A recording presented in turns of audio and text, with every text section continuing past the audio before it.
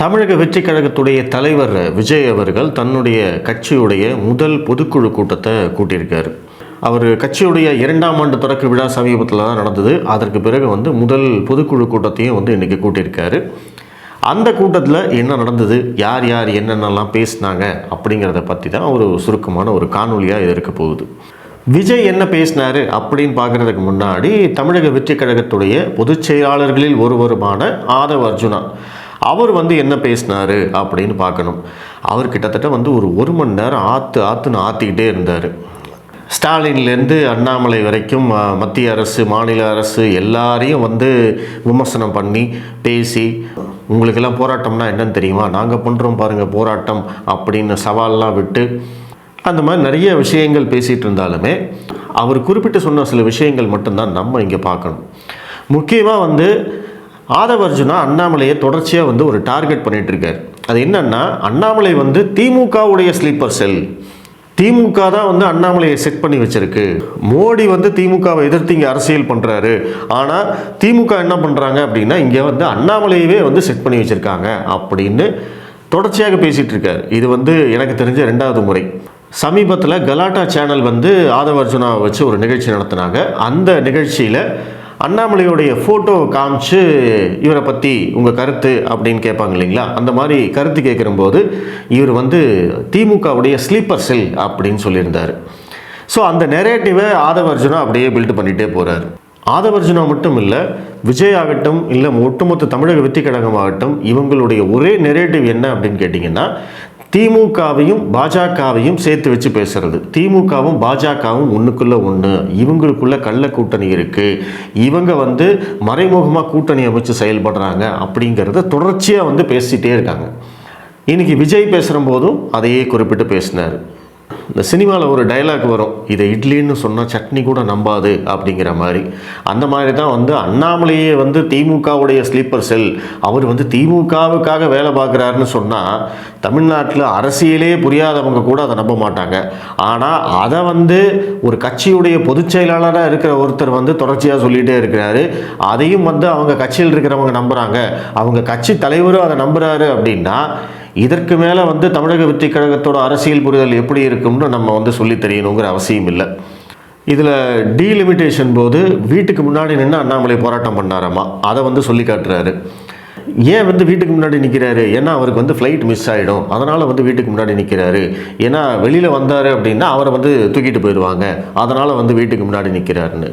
அதுக்கு 2 நாளைக்கு முன்னாடி தான் டாஸ்மாக்குக்காக ஆர்ப்பாட்டம் பண்ணி தமிழ்நாடு முழுவதும் பாஜகவினர் ஏகப்பட்ட பேர் கைது பண்ணாங்க. அண்ணாமலை அவர்களையும் கைது பண்ணி கிட்டத்தட்ட ஒரு 7 மணி வரைக்கும் கல்யாண மண்டபத்தில் தங்க வச்சுருந்தாங்க. இது எல்லாமே நடந்தது. இதற்கு முன்னாடியும் நிறைய போராட்டங்கள் அண்ணாமலை அவர்களால் முன்னெடுக்கப்பட்டிருக்கு, மக்களுக்கான போராட்டங்களும் முன்னெடுக்கப்பட்டிருக்கு.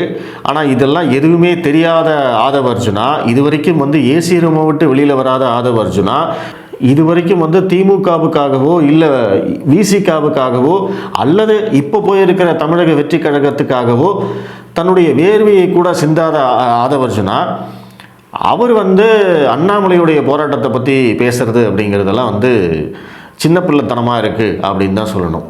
ஏன்னா ஆதவ் அர்ஜுனா மாதிரியான நபர்கள் காசு இருக்குது அப்படிங்கிறதுக்காக அதை வச்சு இன்றைக்கி பதவி வாங்கியிருக்காங்க. திமுகவிலையும் அப்படி தான் இருந்தார், விசிகாலையும் அவர்கிட்ட காசு இருக்குது அப்படிங்கிறதுக்காக தான் அவருக்கு துணை பொதுச் செயலாளர் பதவி கொடுத்தாங்க. அதே மாதிரி இன்றைக்கி தமிழக வெற்றி கழகத்திலையும் அதே மாதிரியான தன்னுடைய பணத்தை வைத்து தான் இந்த பதவியை விலைக்கு வாங்கியிருக்கார். அப்படி இருக்கிற ஒரு நபர் இங்கே அண்ணாமலையை பற்றி பேசுகிறது அப்படிங்கிறதெல்லாம் ஏற்றுக்கொள்ளவே முடியாது.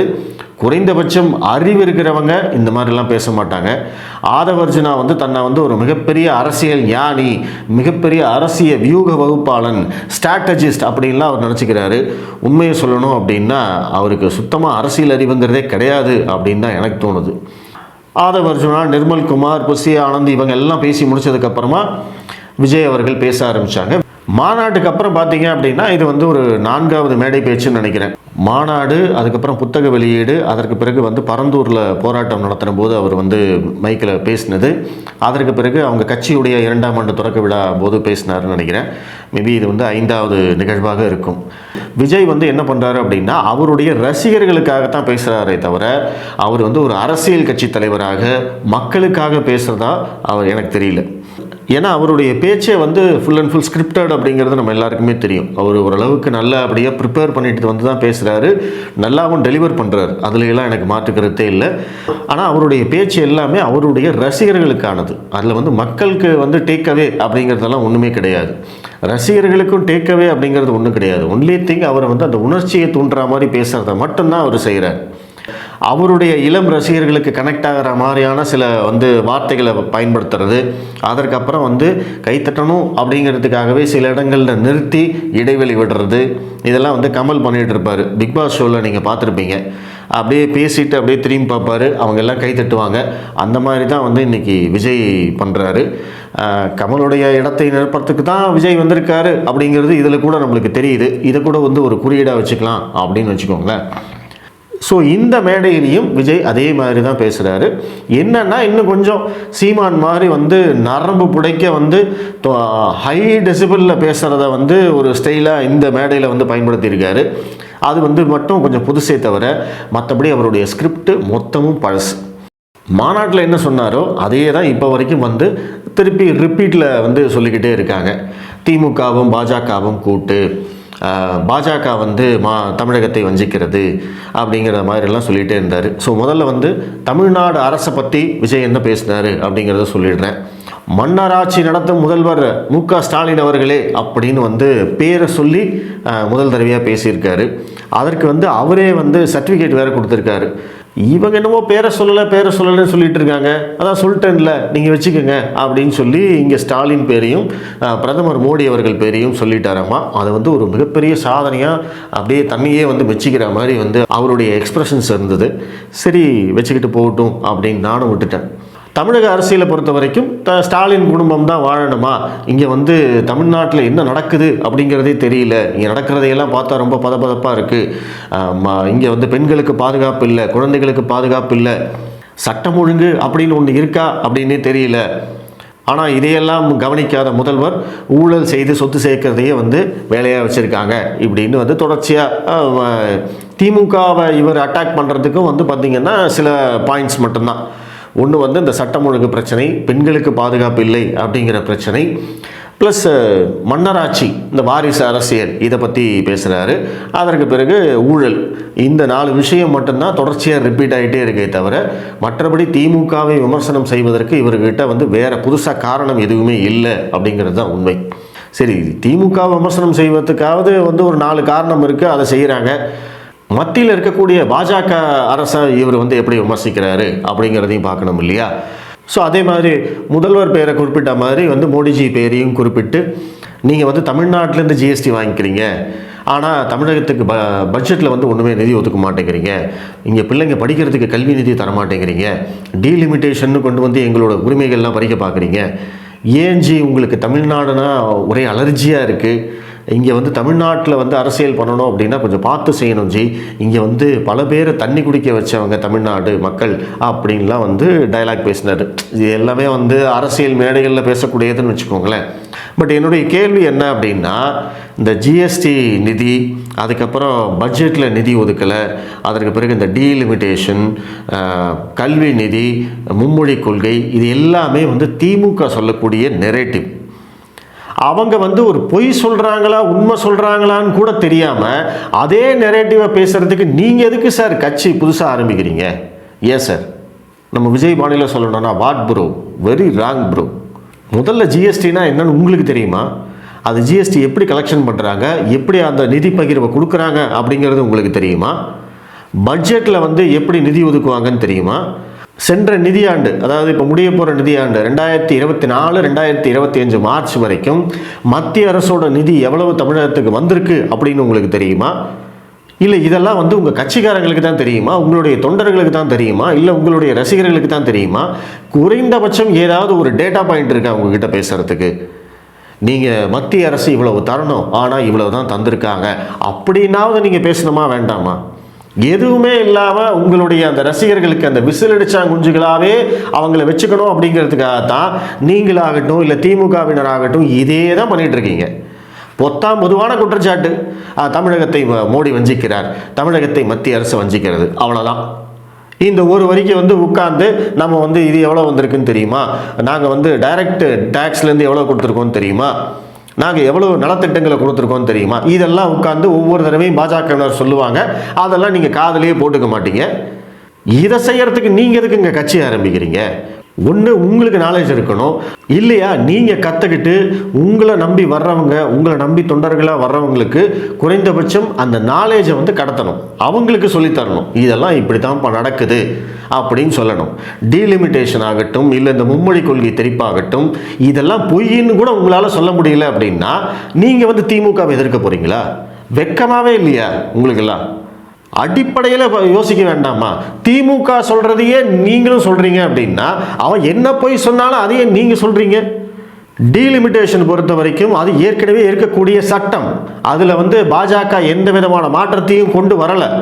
அவங்க 2026 மக்கள் தொகை கணக்கெடுப்புக்கு பிறகுதான் டீலிமிட்டேஷன் பண்ண போறேன்னு சொல்றாங்க. அப்போதான் வந்து அதற்கு ஒரு குழு அமைத்து அவங்க உட்கார்ந்து பேசி அதை எப்படி பண்ண போறோம்னு சொல்லி அதற்கு பிறகுதான் வந்து எல்லா வேலையும் நடக்கும். திமுக இப்படி ஒரு பொய் சொல்றாங்க அப்படின்னா நீங்க உண்மையை சொல்றதுல உங்களுக்கு என்ன பிரச்சனை? ஏன்னா அது வந்து பாஜகவுக்கு அட்வான்டேஜ் ஆயிடும், இவ்வளவுதானே. அதுக்காக வந்து திமுக சொன்ன பொய்யை நீங்களும் சொல்லலாம். கேவலமா இருக்கு சார். உங்களை மாதிரியான தற்குறி அரசியல்வாதிகளுக்கெல்லாம் நம்ம பதில் சொல்ல வேணும் அப்படிங்கிற போது உண்மையிலேயே கேவலமா இருக்கு. உங்களை நம்பி இல்லை பல லட்சக்கணக்கான தொண்டர்கள் ரசிகர்கள் உங்கள் பின்னாடி வராங்க. அவங்களும் வந்து என்ன சொல்ல போகிறாங்க? நீங்கள் சொன்னதையே தான் சொல்ல போகிறாங்க. நீங்கள் கேட்குற கேள்வி அதே கேள்வி தான் கேட்க போகிறாங்க.